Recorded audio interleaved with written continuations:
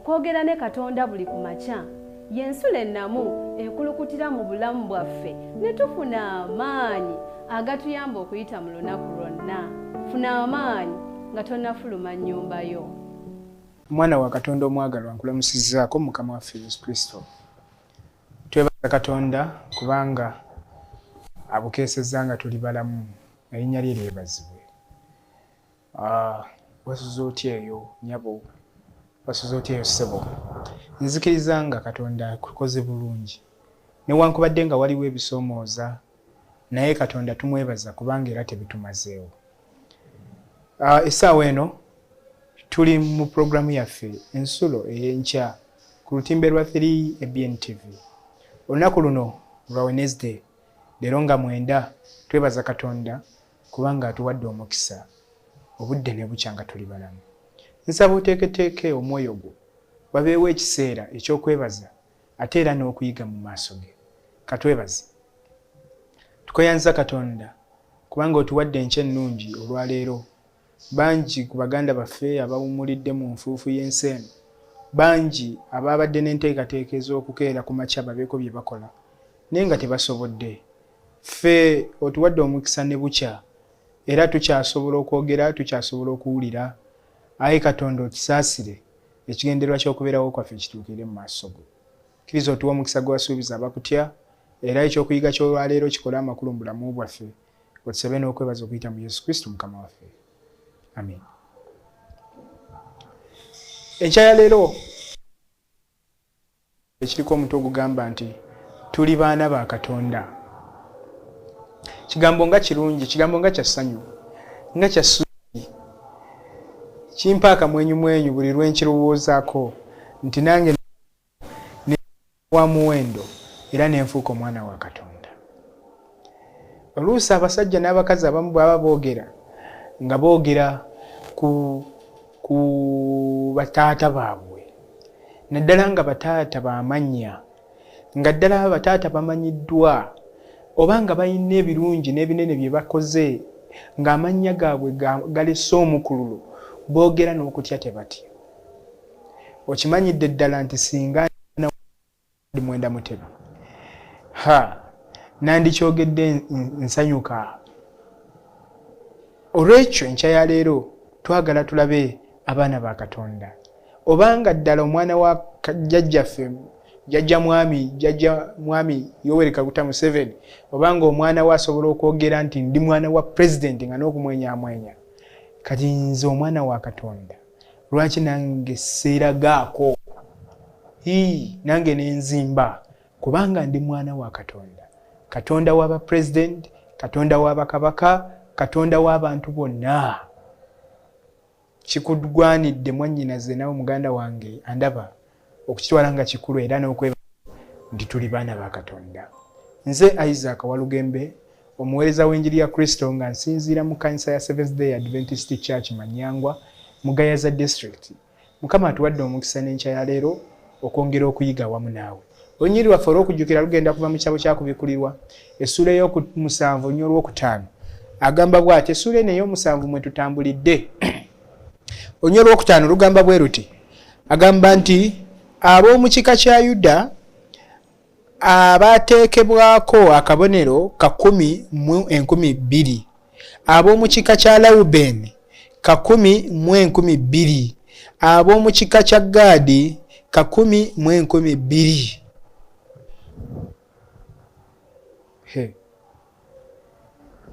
Wano olunyiri luno lutulaga nti akabonero katandika okuteekebwa ku bantu ba Katonda, naye nga mu buli kika okusinziira ku bika ebitukuvu ebya Isirayiri, nga mu buli kika abantu 1,200,000 be bateekebwako akabonero. Nyabulo oba nze ngwa mu kika kyani? Naye nze Isaac Walugembe nange nina wengwa. Naye nga mu buli kika abantu 1,200,000 be bateekebwako akabonero. Wandyetaze okubeera omu ku abo abanaateekebwako akabonero? Njagala okutegeeza nti enkya ya leero n'ebyokuyiga bya leero bitwale nga bikulu okise mu nkola osabe Katonda olindirire Katonda agenda kuteekako akabonero kubanga tuli baana ba Katonda. Ebika 12 ebiwandiikiddwa mu kitabo kyakubikkulirwa essula y'omusanvu biragiddwa mu ngeri etasangibwa walala wonna mu Bayibuli. Ekika kya Ddaani tekiri ku lukalala luno okusinga olw'okuba kye kisinga okutumbula okusinza ebifaananyi mu Isirayiri. Ekika kya Ddaani tekisinze kulabika mu lukalala luno. Lwaki? Kubanga be baasinga okusinza ebifaananyi n'okukuliriza okusinza ebitali Katonda mu bika byonna 12 ebya Isirayiri. Ekika kya Ddaani tukyogerako mu kitabo ky'Abalamuzi. Tugende ffenna mu kitabo ky'Abalamuzi. Abalamuzi essula eky'Abalamuzi essula egenda kubeera ya 18 olunyiriri olwa 3 n'olwa 31. Eky'Abalamuzi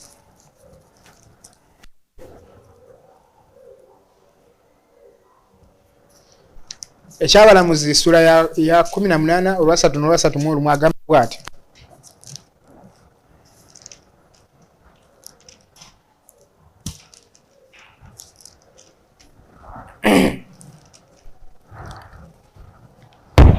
agamba awo abaana ba Ddaani ne beesimbira ekifaananyi kiri ekyole, ne Yonasaani mutabani wa Gerusomu mutabani wa Musa ye ne batabani be baali bakabona eri ekika ky'Abaddaani okutuusa ku lunaku ensi lwe yanyagirwako.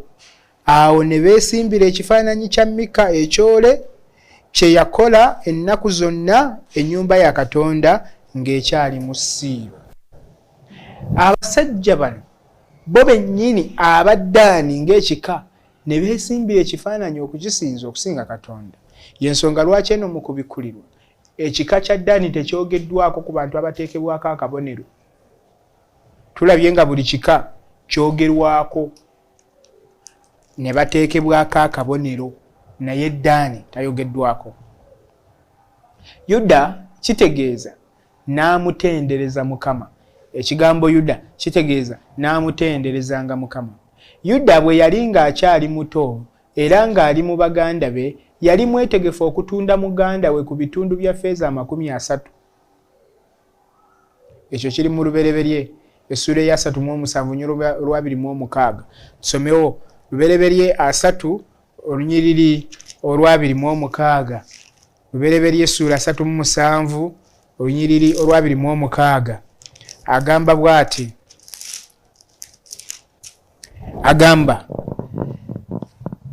nti Yuda n'agamba baganda be nti kiritugasa kitya okutta muganda waffe n'okukisa omusaayi gwe.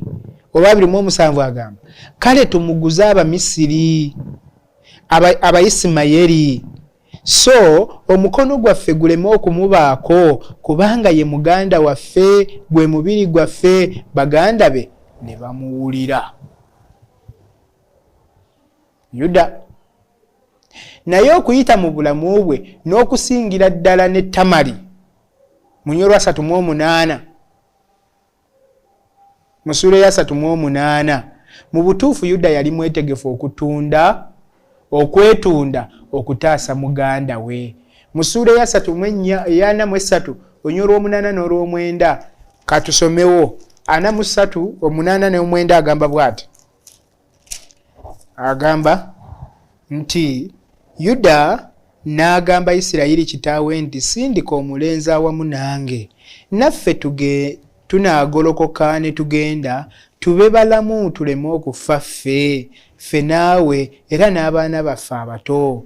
Nze n'abeera omuyima we oli muvunaana nze mu mukono gwange, bwe sirimuleeta gy'oli ne mmuteeka mu maaso go, omusango gube ku nze ennaku zonna. Agamba nti Yuda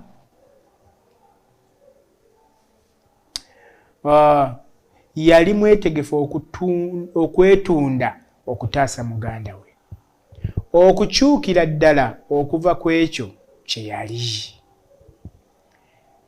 Lawubeni kitegeeza antunuulidde. Yuda tukyogeddeko nti kitegeeza n'atenderezanga Mukama. Lawubeni kitegeeza antunuulidde. Yali musajja wa mugongo munafu atayagala kuwakanya baganda be okutaasa Yusufu. Mu sura ya 37 mu lubereberye olunyolo lwa 21 agamba twogera ku Lawubeni, agamba yagamba nti Lawubeni n'awulira ekyo n'amuwonya mu mukono gwabwe, n'ayogera nti tuleme okumuttira ddala. Agambye nti yali musajja wa mugongo munafu atayagala kuwakanya baganda be kutaasa Yusufu. Yali mulebevu ng'amazzi. Mu sura ya 49 mu kitabo ekya lubereberye essula ey'okuna agamba bw'ati, lubereberye 49 essula olunyolo lw'okuna agamba bw'ati, agamba nti omulebevu ng'amazzi tolisinga, kubanga walinnya ku kitanda kya kitaawo n'okigwagwawaza, yalinnya ku kiriri kyange. Boogera ku Lawubeni. Ekirala, era waaliwo we yatuuka okubeera n'omukwano n'omuzaana wa kitaawe. Oyo Lawubeni mu sura ya 35 y'olubereberye, nawo katusomewo 35 lubereberye olunyiriri olwa 22 agamba bw'ati agamba nti awo olwatuuka Isirayiri bwe yali ng'atudde mu nsi eyo, Lawubeni n'agenda n'asula ne Biira omuzaana wa kitaawe.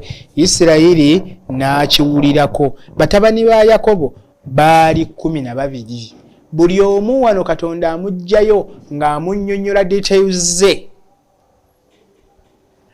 Agamba yafuna obujja ku Yusufu okufuna ebyobusika ng'akyali muto, naye bwe yakula teyakwatirwa bujja Benyamini bwe yafuna ebitole by'emmere eby'emirundi 2. Ekyo kiri mu lubereberye essula ya 43 olunyolo lwa 34. Era teyaddamu kweraga nga bw'ali omutiitiizi awaali akabi.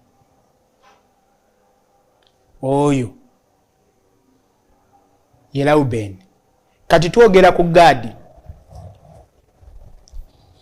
Gaadi kitegeeza aweereddwa omukisa. Bayibuli etugamba nti Gaadi ekibiina ekirimunyigiriza, naye alinyigiriza ekisinziiro kyabwe. Mu lubereberye essula ya 49 onyole 19 ekika kya Gaadi kikiikirira abo abawanguddwa ebikemo ebingi, naye ku nkomerero ne badda eri Katonda okufuna amaanyi n'okununulibwa. Newankubadde nga bawangudde, Kristo asobola okubafuula abawanguzi n'okukirawo singa bakyukira gy'ali n'emitima gyabwe gyonna. Gaadi yali munafu mu ngeri ye, naye ng'obwesige bwe n'amaanyi ge bitunuulidde Katonda. Era agambye nti kitegeeza aweereddwa omukisa buli lwe yagwanga mu nsobi ng'atunuulira Katonda ne yeenenya n'okwenenya. Agambye nti ekika kino ekya Gaadi kikiikirira abantu abawanguddwa emirundi egiwera, naye nga bwe baba banoonya obuddukiro, nga banoonya okuyambibwa, banoonya obuwanguzi, ate bajja eri Katonda. Kyava abuuza nti osobola okweraganya osobola okweraganya ku bantu bano sekinoomu nga bujulizi bw'amaanyi nnyo ku ekyo Katonda kyayinza okukola mu bulamu bwabo abeewaayo gy'ali ku nkomerero ya byonna. Abakitaffe abantu ba Katonda abamanyi ekyamazima batunnyonnyodde ku bika bino ebisatu. Yuda kitegeeza ki? Lawubeni kitegeeza ki? Gaadi kitegeeza ki? Buli omu ku bo ne bamutunnyonnyolako obunafu bwe nga bwe buli. Ne tukomekkereza nga tulabye nti yadde baalina enziro naye baafuna omukisa.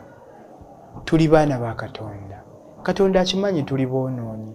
Katonda akimanyi tulemererwa. Kyava asalawo n'atugamba nti bwe tunaalemererwa tudde gy'ali. Atwegayira bwegayirize tukole ye by'ayagala. Si mu maanyi gaffe kubanga tumanyi ffe tetuyinza. Katonda akimanyi naffe tetusobola. Naye bwe ayagala bwagazi tumwesemberere, tumusabe ye atuluŋŋamye atutuusa awawakanirwa. Ekyo kyenjagala tulowoozeeko olwaleero. Lowooza ku lubereberye essuula eya 3 onnyo olusooka okutuuka ku 2. Ennyiriri ezo zisome, essuula eya 3 gisome. Osome lubereberye essuula ya 49 okuva ku lusooka okutuuka ku 28. Osome kubala okuva ku ssuula esooka olunyiriri olw'okutaano otuuke ku 16. Obeereko ebyokuyiga by'oyigaawo. Olowooze nga kwagala kwa maanyi Katonda kwe yatwagala. Naye newankubadde ng'akimanyi nti tuli boonoonyi, ekyo tuleme kukifuula kyakwekwasa. Tuleme kufuula butali butuukirivu bwaffe kyakwewolereza. Omanyi Katonda tuli mu nsi ya kibi, ate ffe twazaalibwa mu kibi, ne bazadde baffe mwe baatuzaalira, ffe tuli bibi byereere. Bwe twagala okukola obulungi ekibi kye tujja. Abantu tumanyi okwewolereza, naye ekisa kya Katonda kyatuwadde katuleme kukifuula kyakuzannyiramu. Tufube okukola by'ayagala, tulabe nga tunaafuna omukisa mu maaso ge. Awatulemerera tumuyite tumukoowole. Katonda ajja tuwa obuwanguzi. Bagaza kiri kimu, kwe kuleka ye atuule mu nteekateeka zaffe eza buli lunaku. Katonda akuwa omukisa mukazi gwe. Katonda akuwa omukisa musajja gwe, kubanga oyanjudde ensonga zo mu maaso ge enkya ya leero. Olunaku luno olwa Wednesday kalubeera olunaku olw'omukisa leero n'ebbanga lyonna ery'obulamu obwo. Bwe nsabye n'okwebaza mu Yesu Kristo Mukama waffe. Amiina. Katwebaze. Tukoyanza Katonda kubanga n'enkya ya leero ebadde nnungi gye tuli. Otuwadde ekisa ne tutegeera obulungi n'ekisa by'olina gye tuli. Katonda waffe tukitegeeredde ddala nti newankubadde nga tuwangulwa, totulekeredde. Abantu abanajja gy'oli saaba abatawangulwangako, naye beebo abawanguddwa emirundi gyonna ne bakomekereza nga bali mu maaso go nga beetaaga okuluŋŋamizibwako. Tusaasire Katonda mu bunafu bwaffe, mu kulemwa kwaffe, obeere empagi kwe twesigama. Kyenva nsaba Mukama otuwe omukisa enkya ya leero. Ffenna abakeesezza obudde nga tuli balamu, otutambuze n'emirembe okuyita mu lunaku olwaleero. Omuzaana w'oyo n'omuddu w'oyo abakedde okubeerako n'ekyokuyiga kya leero, Katonda ffe bawe omukisa. Nga batambula okugenda okukola, bakulembeze ekisa kyo amagenda n'amadda. Teeka omukisa mu nteekateeka zaabwe ez'olunaku olwaleero n'enteekateeka zaabwe ze balina ez'ebiseera byabwe eby'omu maaso. Bakuume Mukama, obawe obulamu, obasaasire buli omu okutuuka ku ekyo ky'ayagala, erinnya lyo ligulumizibwe. Naye nga tukyali balamu Katonda, tuyigirize okutambula nga ggwe bw'osiima. Ku lunaku luli tulabisibwe nga tetulina kyakutya, nga tetulina kyakunenyezebwa, naye tulabisibwe nga tuwangudde enseene ey'ekibi, tusikire obulamu obutaggwaawo. Kwe kusaba kwange ku lwange ne ku lwa bonna abalina omubiri, okuyita mu Yesu Kristo omulokozi waffe. Amiina.